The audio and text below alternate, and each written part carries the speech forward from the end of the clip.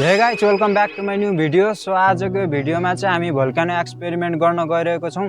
सुरुमा चाहिँ हामीले बोतल र माटोको युज गरेर चाहिँ एउटा भोल्कानोको जस्तो सेप बनाउनु पर्ने हुन्छ र त्यसपछि चाहिँ के सामान चाहिन्छ म भिडियोमा भनिहाल्ने छु। भिडियो स्किप नगरी इन्डसम्म हेर्नु होला।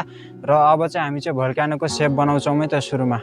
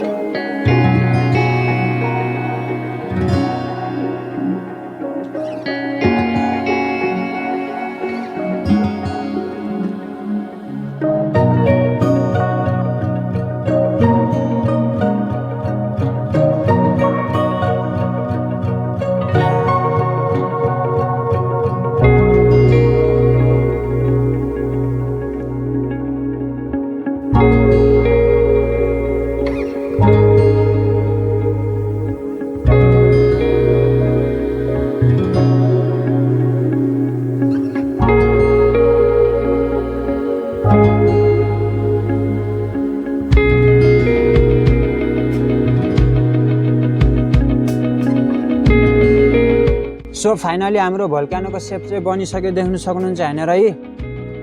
र त्यसपछि चाहिँ तपाईहरुलाई चाहिन्छ सबैभन्दा अगाडि बेकिङ सोडा। यहाँ छ देख्नु सक्नुहुन्छ। अब चाहिँ यहाँ यो बेकिङ सोडा चाहिँ तपाईहरुले यो भोल्कानोको भित्र चाहिँ हाल्नु पर्ने हुन्छ। म चाहिँ अब यो भित्र हाल्छु है त।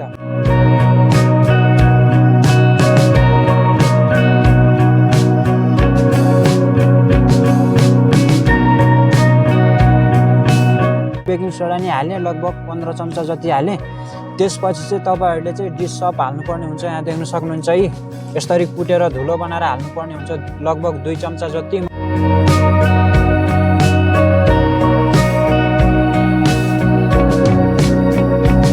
त्यसपछि चाहिँ तपाईहरुले रेडमा यो फुड कलर हाल्नुपर्ने हुन्छ, लगभग 1 चम्चा 2 चम्चा हाल्दाखेरि चाहिँ ठिक्क हुन्छ यो चाहिँ।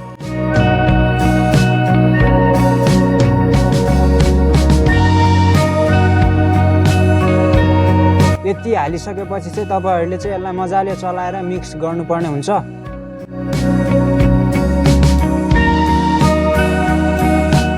मैले चाहिँ यसलाई मजाले मिक्स पनि गरिदिसकेँ। अब चाहिँ म यसको भित्र भिनेगर हाल्दैछु। यहाँ छ देख्नु सक्नुहुन्छ है। तपाईहरुले चाहिँ 1 कप भन्दा धेरै नहाल्नु होला। मैले चाहिँ अलिकति धेरै नै हाल्नेवाला छु। हेरौँ अब यसको रियाक्सन कस्तो हुन्छ है त।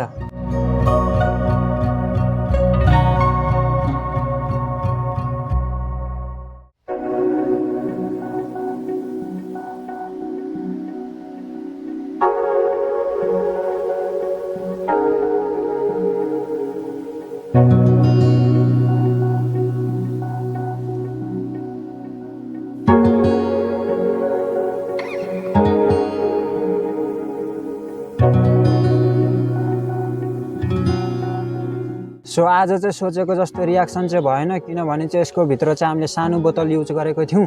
नेक्स्ट भिडियोमा चाहिँ हामीले चाहिँ योभन्दा ठुलो भोल्कानो बनाएर चाहिँ एकदम खतरा भिडियो लिएर आउनेछौँ। अब चाहिँ यसको भित्र चाहिँ के भएको छ हेरौँ है त एकचोटि।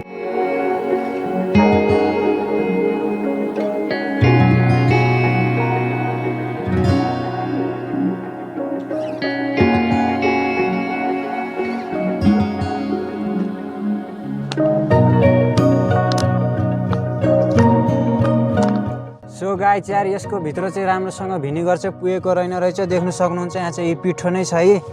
त्यही भएर चाहिँ राम्रो रियाक्सन नभएको रहेछ। यहाँ देख्नु सक्नुहुन्छ है, आधी चाहिँ भिजेको छ, आधी चाहिँ अलि राम्रोसँग भिजेको छैन।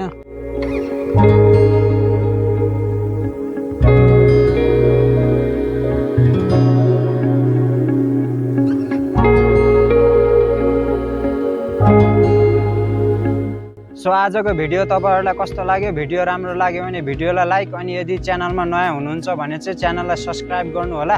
हामी मिल्नेछौँ नेक्स्ट भिडियोमा नयाँ टपिकको साथ। तबसम्मको लागि बाई बाई।